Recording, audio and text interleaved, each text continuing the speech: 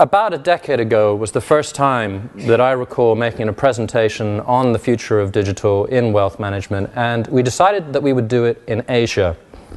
Why we decided we would do it in Asia is because at that stage we'd launched the largest client insight research program that ever existed at the time. And the feedback from the high net worths and the ultra high net worths was, this is what we want. And I thought that's pretty persuasive.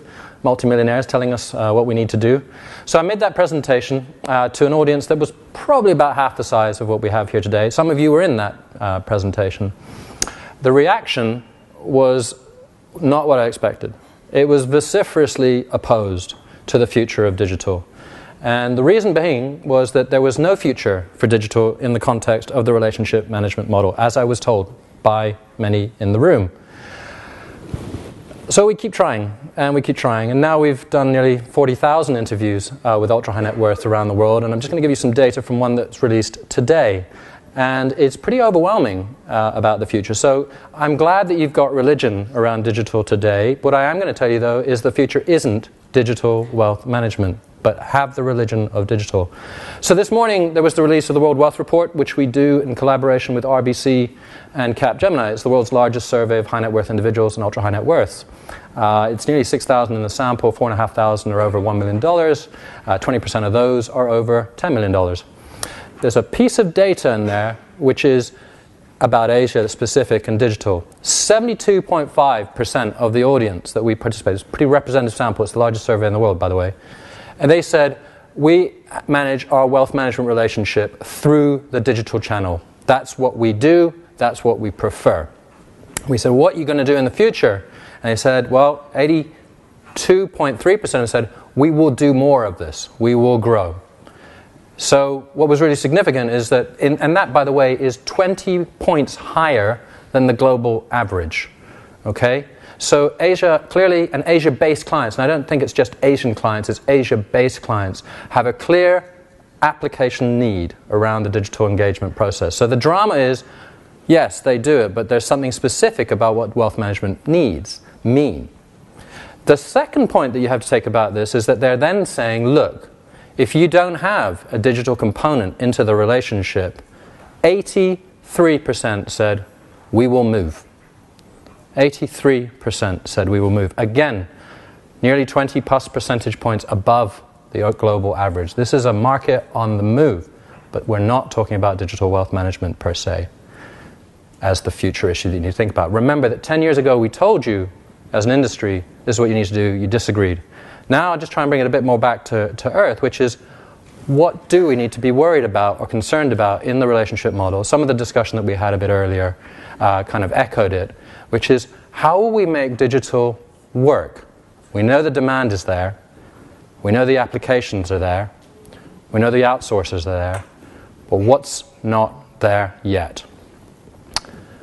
The obstacle, and I put it to you as lightly as possible, is not the clients. It's not even the management, because they've got data, as they're doing it, whether it's DBS or all the other operators. It's super, really lovely to see. It's the relationship managers. We need to work to win the hearts and minds of the relationship managers. We need to understand how to integrate a digital engagement into the process of a value-added service that will be good for the relationship manager's economic model. That's the obstacle to future growth. It's not about being digital or more digital. By the way, at the moment, from work we do around the world, we now have calculated that the industry of wealth management is spending just shy of $1 billion on developmental projects around digital wealth management, focused specifically on high net worths and ultra high net worths. $1 billion. And that commitment in check terms only really occurred in the last 18 months. So we're up at a big number. But the thing that I want to do, and I've got a little bit more time than I thought, is really get you to think about where the wealth manager fits. We focus on client experience, and you get a lot of that. You can read the work, and obviously a lot of you talk about it. We're very keen on that. But if 60% of the operating cost of the business is around the personnel, of which 50% of that is around the personnel that deal directly with clients, and if their income is directly influenced by the amount of time that they interact with the clients in terms of the face-to-face process, And if the digital solution will mitigate against them being able to do that, therefore the question that they will have is, what is my value? How will I engage? How do I prove it? Now we can get all the arguments we do and we give, which is, this is an enabler, an empower. You can deal with 55 clients as opposed to 5. And all of that makes perfect sense. In fact, in many ways, even the relationship managers understand that.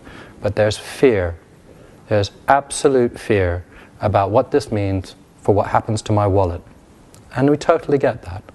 So the drama of the industry isn't any longer about the thing that I said a decade ago, which was, let's think about digital as being part of the relationship, and which I was absolutely shouted down. I was told by many people, you don't understand private banking. Clients don't double-click.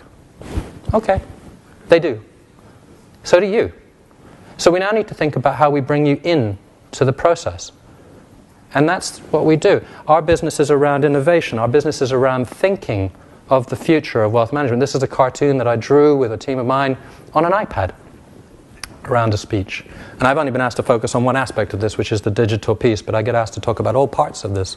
So the drama isn't about the digital piece. The drama is about the people that deliver the digital piece. It's not about the clients anymore. We've solved that. We have to relate to it. We don't have to overly sort of pander to it. We have to be very careful that the clients don't get ahead of us.